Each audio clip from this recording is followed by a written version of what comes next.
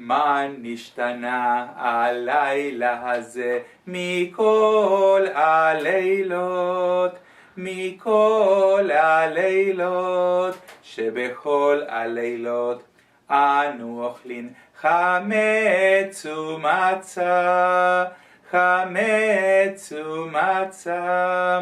הלילה הזה, הלילה הזה, כולו מצה. הלילה הזה, הלילה הזה, כולו מצה.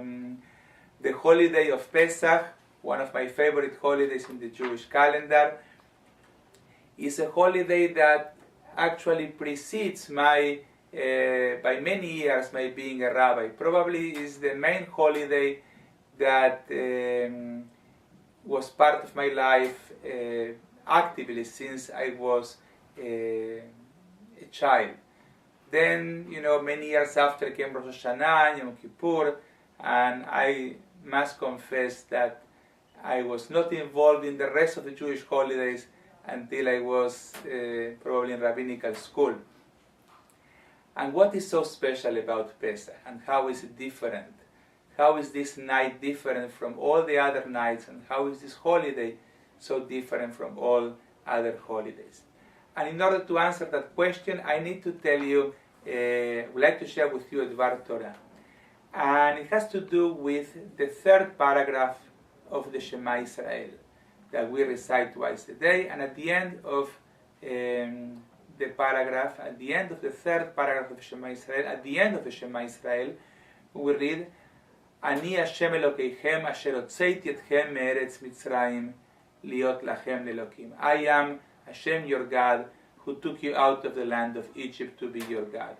And the rabbis explain in the Talmud, in Tractate Brachot, that this is the source of a mitzvah of remembering the Exodus of Egypt. There is a mitzvah in the Torah to remember the Exodus every day of your life. And then the rabbis discuss the day, twice a day, only during the nights.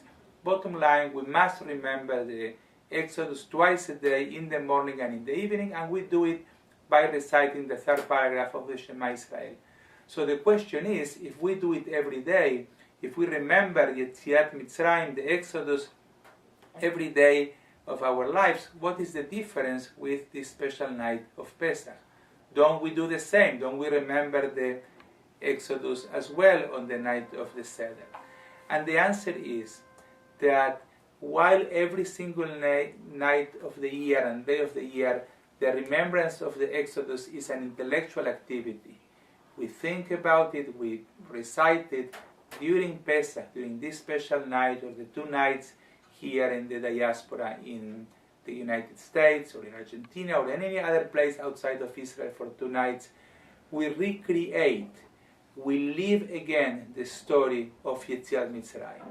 We go back like in a time machine thousands of years, and we feel ourselves, we feel the same way our ancestors felt in Egypt.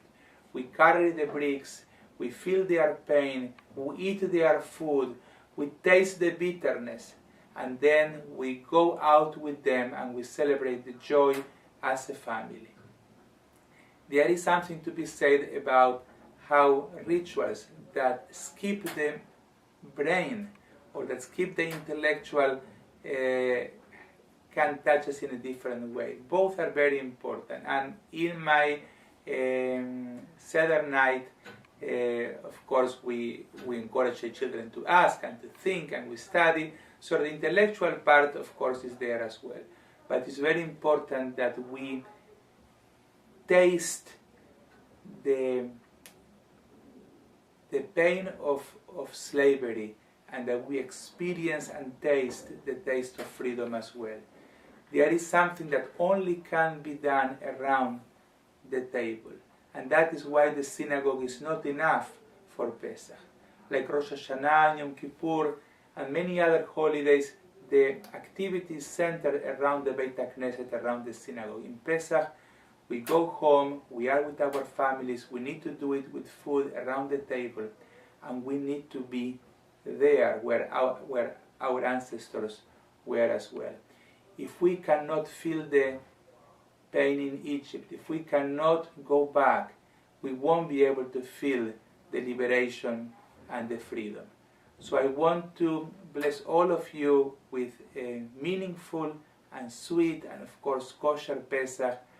I hope that all of us we will be able to insert ourselves in the history, to be part of our people, to connect with the generations that preceded us, and to go from slavery to freedom. Amen.